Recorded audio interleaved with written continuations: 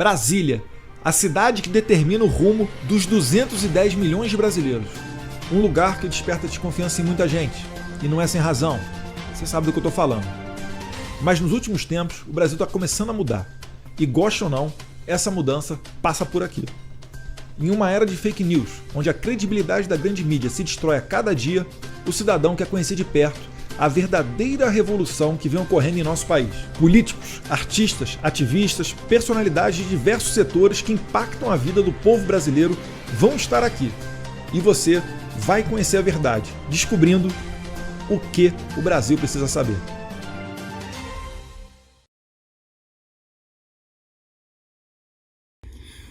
Fala pessoal, estamos aqui com ninguém menos do que o professor Olavo de Carvalho, na minha opinião, o cara, minha opinião nada, né? A verdade é o cara do movimento conservador brasileiro que propiciou o Brasil dar esse respiro que a gente está vivendo hoje na política.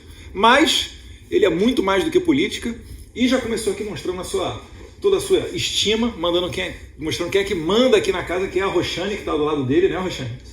Que é a esposa do Olavo. Professor, obrigado por me receber. Obrigado por ter vindo.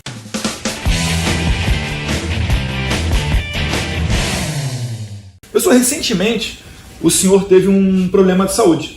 Sim. Só que ano passado foi mais grave ainda. O senhor tem medo da morte? Nem pouco.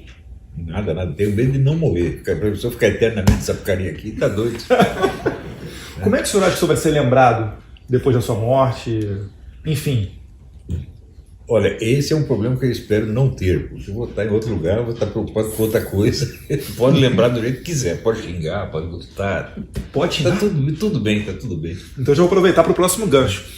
Professor, recentemente o general Heleno foi flagrado por uma câmera falando um palavrão, né? Aqui, como a gente não tem nada de politicamente correto, a gente pode falar. Ele falou foda-se, né? A população, verdade, aplaudiu. Mas também tem outros casos. O Carlos Bolsonaro, num tweet que viralizou, falou teu cu. O senhor é criticado às vezes por, vamos dizer assim, uma imprensa limpinha, por às vezes usar umas palavras mais fortes. O senhor fica constrangido com isso? Nada, ao contrário. Eu falo as coisas do jeito que me parece. Não tenho satisfações a dar para ninguém. O meu estilo é meu estilo, né? Eu inventei isso e quando eu formulei, quando os caras perguntaram assim, o que o senhor quer na vida? Eu respondi assim, eu vim para foder com tudo, né? E foi isso que eu fiz, pô, né? Quando eu apareci no mundo, eu vi essa esquerda brasileira medíocre, imbecil, dominando absolutamente tudo, né? Forjando do jeito que ela queria a mente dos brasileiros, mentindo que nem doido o tempo. Tem que foder com essa porra toda, não é possível. Agora, discutir com esses caras respeitosamente, eu não consigo. Eu não posso discutir respeitosamente com o Rui Falcão, com o Randolph. Você está brincando comigo que eu vou respeitar essa pessoa, mas nunca na minha vida, tá entendendo? Tem só que mandar tomar no cu mesmo. O general está muito certo, né? Ele falou o Dia Nacional do Fodam-se. Né? Aliás, depois do dia do fico, o dia do foda. É o Fonhonhodam-se, né? Professor, o senhor tocou no assunto que muitas pessoas perguntam, né? Que é com relação a esse domínio da esquerda. Que hoje em dia você tem o politicamente correto, estamos em tempos de pós-verdade, fake news.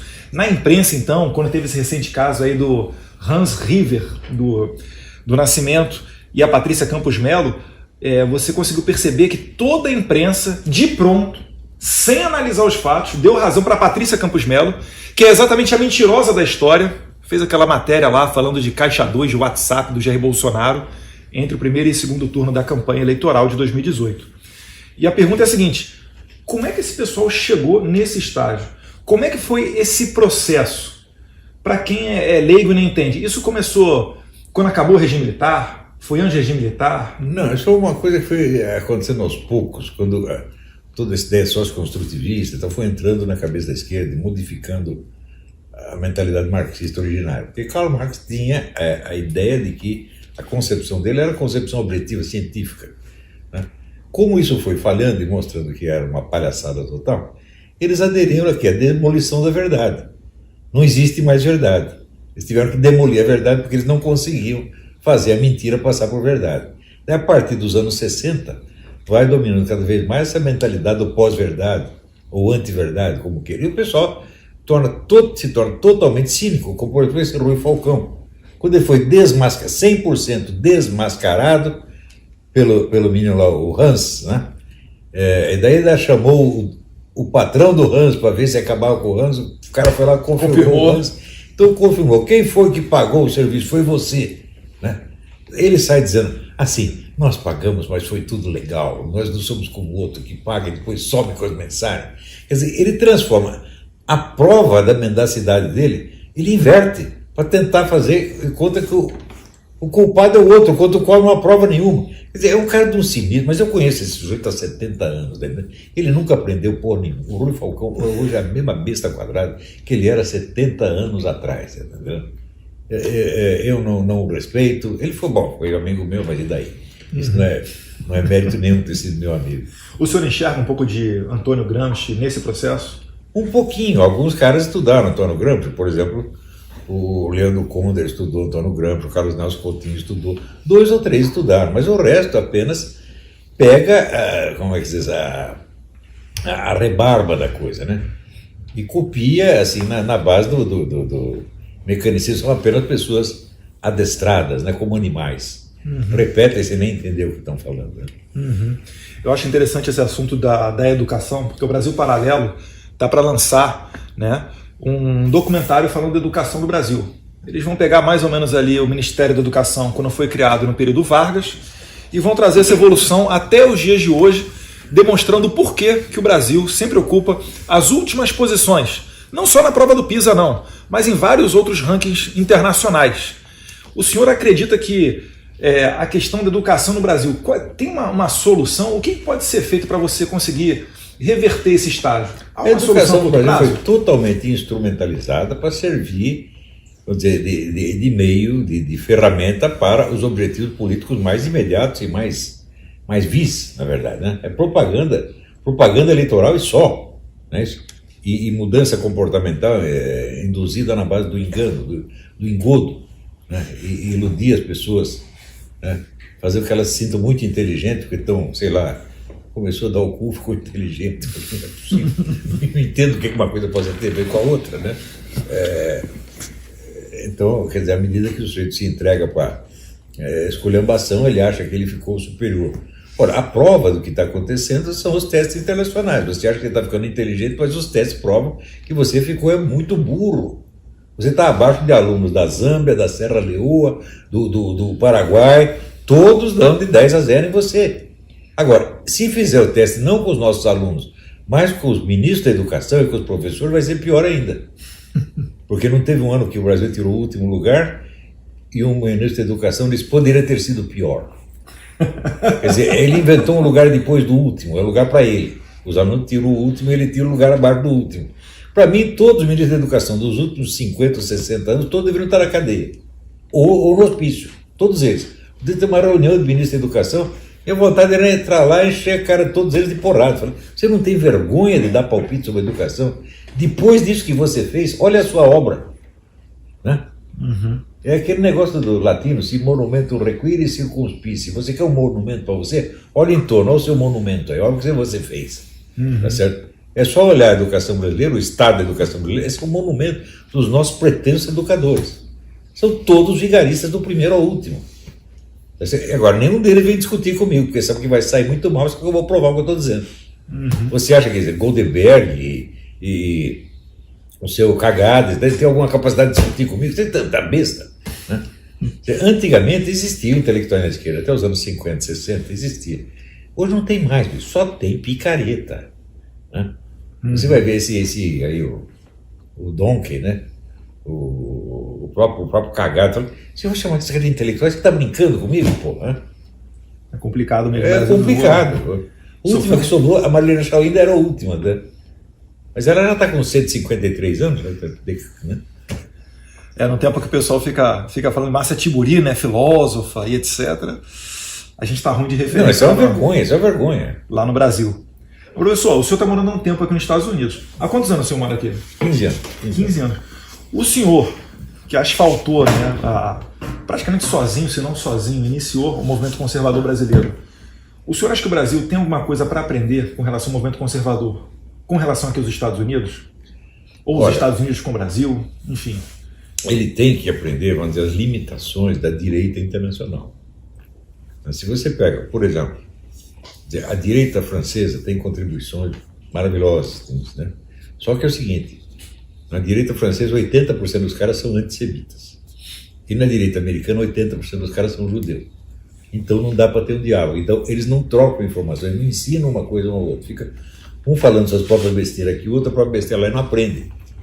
A gente tem que superar essas coisas que são conflitos de outra época.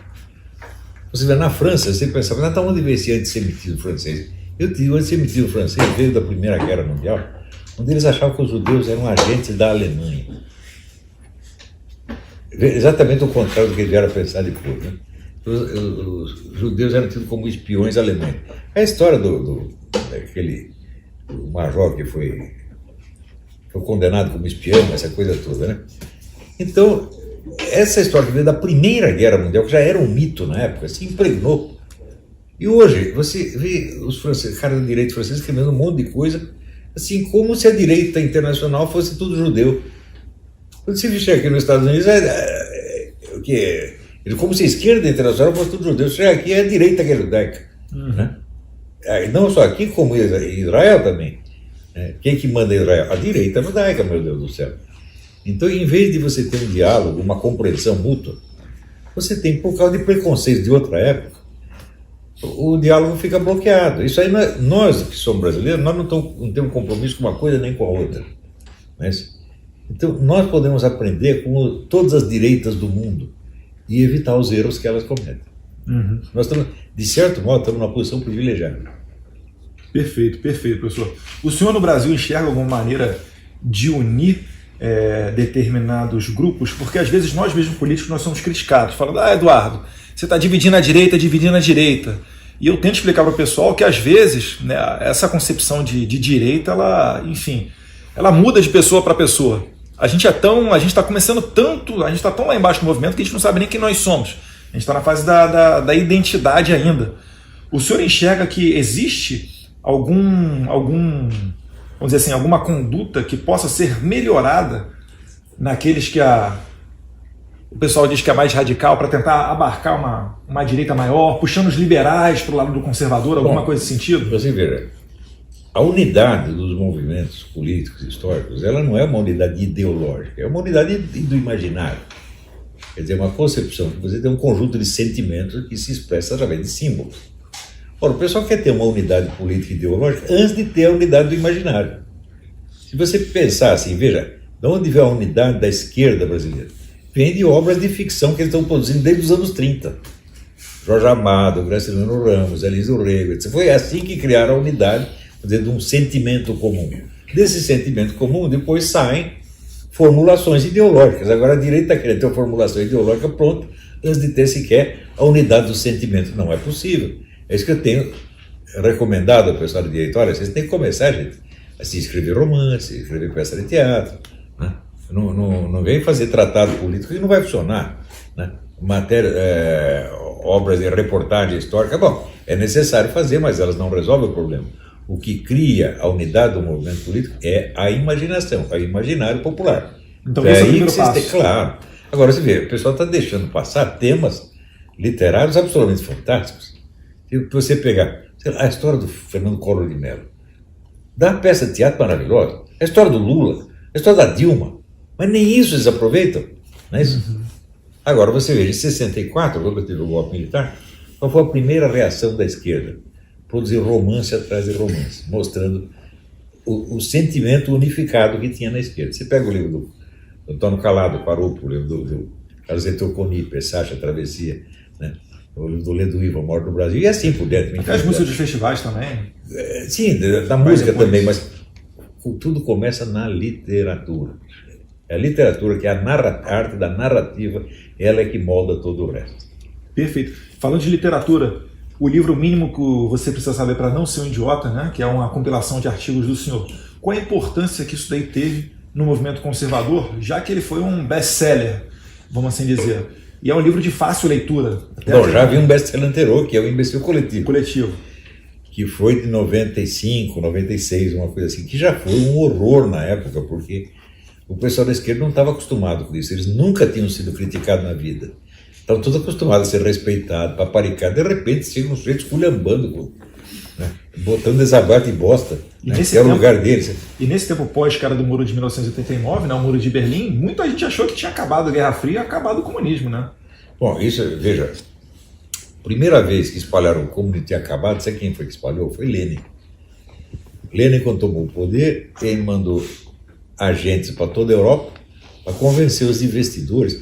Não, esse negócio de comunismo é besteira. Esse Lenin nunca foi comunista, ele só finge que é, né? Para pegar dinheiro. E conseguiu enganar um bocado de gente.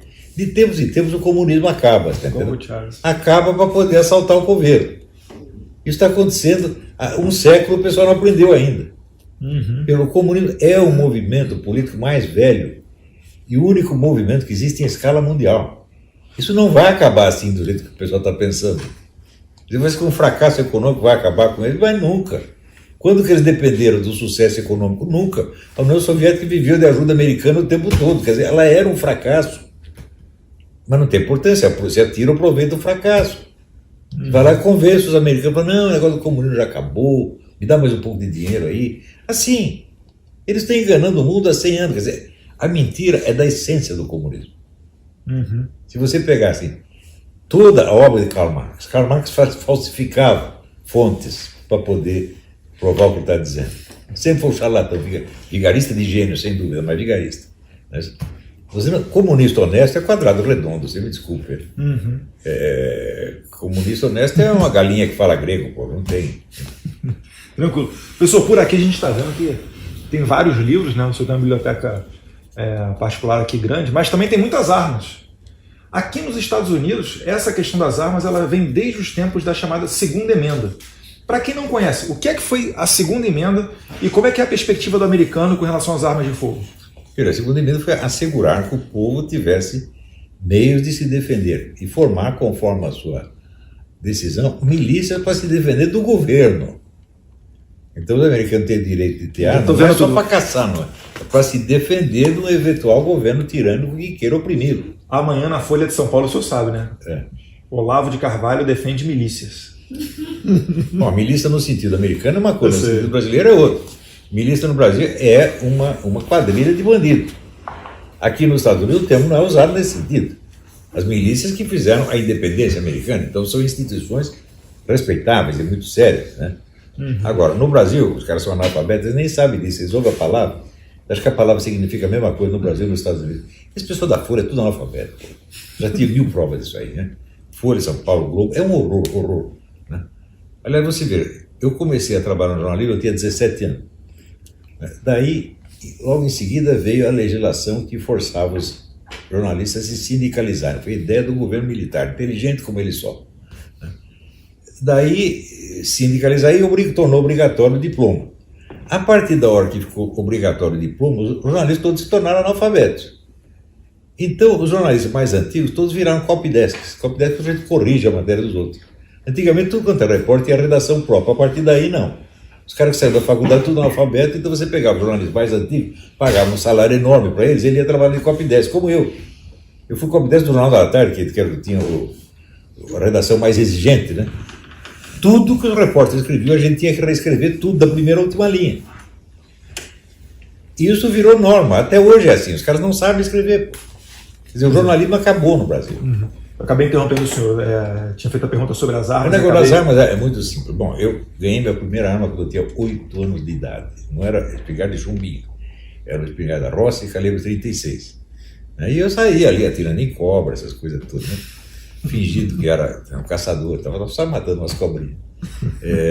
Mas eu cresci assim, todo mundo tinha arma, meus primos tinham arma, meu irmão tinha arma. Era normal na época e não tinha criminalidade.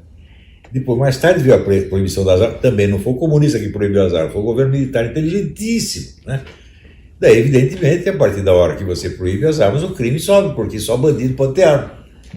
Se só pode haver armas ilegais, quem vai ter arma? Bandido.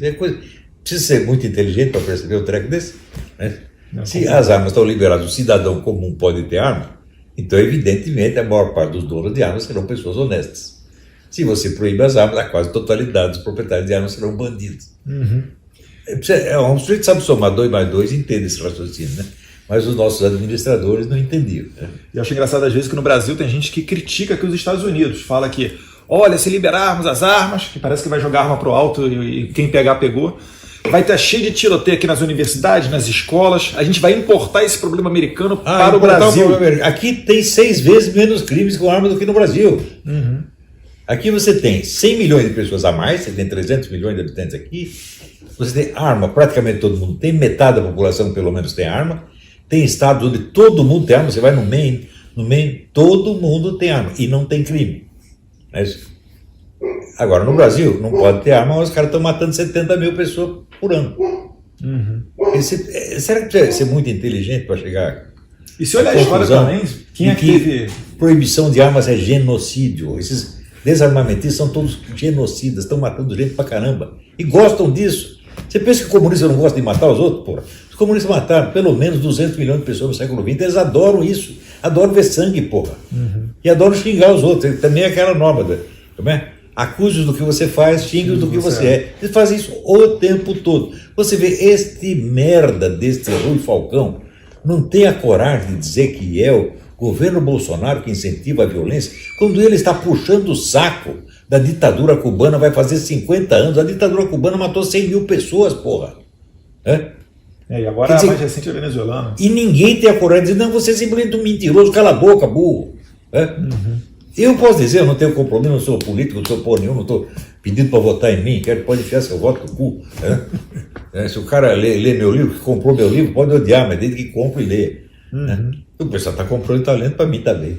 Tranquilo. Ouviu um latido aí? É o Big Mac ainda não, né? Não, agora é a Caramel. O Big Mac morreu com 16 anos de idade. Essa raça, o English Mastiff, vive 8 anos. Ele viveu até os 16. Eita. Ele era bem tratado, né? Uhum. E daí nós compramos uma fêmea chamada Caramel, que os amigos chamam de Mel, que é a cachorrinha mais amável do mundo. Uma delícia de cachorro. Né? E ela tá aí, já está bem grande. Ela até vai ficar maior do que o Big Mac. Uhum. Professor, antes de terminar, a gente sempre dá de presente um livro. Vou dar para o senhor aqui, Maquiavel Pedagogo. Vocês publicaram isso no Brasil? Uhum. Que maravilha, maravilha. Eu que divulguei esse livro no Brasil, daí... Além do mínimo, eu li um outro muito bom, que é o Band de Idolatria e Democídio. Sim. Acho que, se não um prefácio, tem uma indicação na contracapa, alguma coisa nesse sentido que eu lembro. E tem alguma outra obra que o senhor indica para o pessoal ler lá no Brasil? Não, eu tenho indicado milhares. Este autor, o Pascal Bernardin, ele tem um livro sobre o Império Ecológico. Um livro importantíssimo. Mas este aqui é o primeiro de todos. Esse aqui é a leitura obrigatória. Porque isso aqui são as técnicas que são usadas com o nome de educação, mas não são técnicas de educação. São técnicas de engenharia comportamental. E também o pessoal diz, não, doutrinação. Mas doutrinação é conversa. Doutrinação são ideias. O pessoal não usa mais isso. Eles usam moldagem de comportamento. Não passa pelo mundo das ideias. Quer dizer, em vez de você pregar uma determinada coisa, você sugere uma determinada conduta para o sujeito adotar experimentalmente. Ora, hoje está mais que provado que se um sujeito se comporta uma vez contra os seus próprios princípios, em 82% dos casos ele muda de princípios. Você não teve que argumentar, não teve que doutrinar nada. É aquele caso que teve até aquele diretor teatral, Gerald Thomas, achou maravilhoso, o professor na Suécia que chegou para os alunos e disse, esse fim de semana vocês vão fazer um experimento científico. Vocês vão fazer sexo oral com o seu vizinho aí e vão engolir. E segunda-feira vocês fazem um relatório científico. 82% achou um negócio maravilhoso. Porque você não vai fazer um treco desse e depois dizer, fui feito de trouxa. Você não vai confessar um treco desse. Tá certo? O professor me enganou, me fez chupar a piroca do vizinho e eu chupei. Eu sou uma besta, ninguém vai confessar. Então, não, foi maravilhoso, foi. Tranquilo. Pessoal, muito obrigado aí pelo tempo do senhor. Obrigado eu, é um prazer. Por nos receber aqui. Volte sempre. E a gente só tem a agradecer que o senhor tenha muitos anos de vida. De apreciação pelo trabalho que você está fazendo, que seu pai está fazendo. Tem algum conselho para o presidente? Algum conselho ou uma mensagem para o presidente? Não confie em conselheiros positivistas e pragmatistas. Por quê? Pragmatismo é o seguinte, tá? Nós não somos ideológicos, então você proíbe o discurso ideológico, vai proibir só o discurso ideológico da direita. Resultado, só a esquerda tem direito ao discurso ideológico. Então o pragmatista trabalha para a esquerda. É um sem vergonha, filha da puta, traidor. né? Agora, se fazendo de superior. Né? Não, nós não somos ideológicos. Então só o esquerdista pode ser ideológico. Isso me lembra até um pouco uma crítica do senhor sobre a escola sem partido, né? Que o senhor diz que, na verdade, deveria ser a escola de todos os De partidos. todos os partidos, é lógico, você tem que abrir a discussão e não fechar, é coisa... É óbvio, né? Tranquilo. Professor, muito obrigado, muitos Vai anos de cuidando, vida. irmão. Roxane, cuida bem dele, hein? Um abraço aí, pessoal. Fique com Deus. Obrigadão.